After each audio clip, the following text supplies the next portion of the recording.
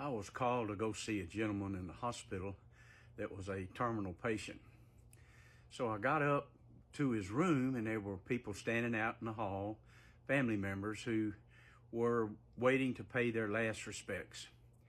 And they asked who I was, and I told them. And so they let me in the room, and his daughter was in there.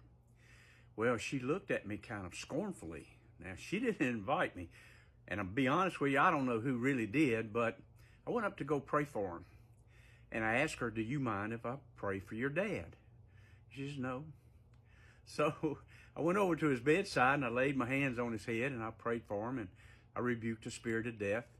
And simple little prayer, and asked God to heal him and raise him up.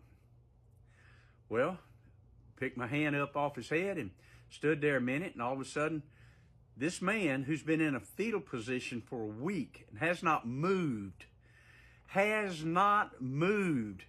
opened his eyes, uncurled, stretched out in the bed, jumped up on the floor and started dancing. And he said, I'm healed.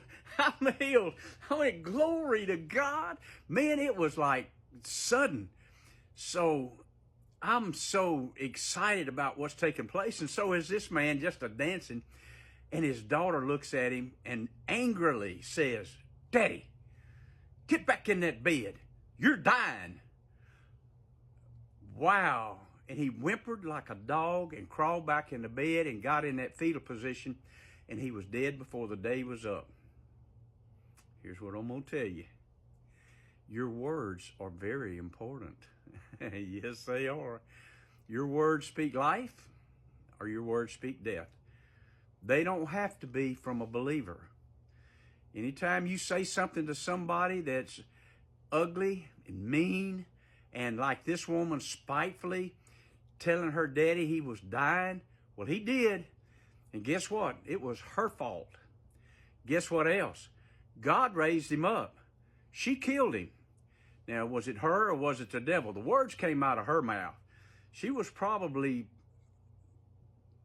had some kind of spiritual problems herself. So I left, and I thought, well, I've done my job, and I did what I came to do. So when you go to pray for people, be gracious, be kind, be loving, speak words of healing. Don't agree with the devil. Don't agree with the powers of darkness. Death comes from the author of death, the devil.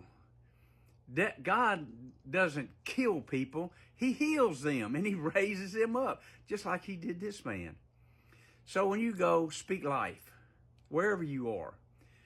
You get a bad day, you want to be mad at everybody, and you want to start into some kind of battle out there, I want you to know something. Jesus was gracious everywhere he went, even with his detractors.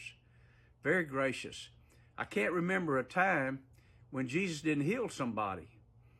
He went into the city and he healed them all of them. So it's my purpose in my mind that when I go to somebody's aid, I want to pray a prayer of faith that they might be healed.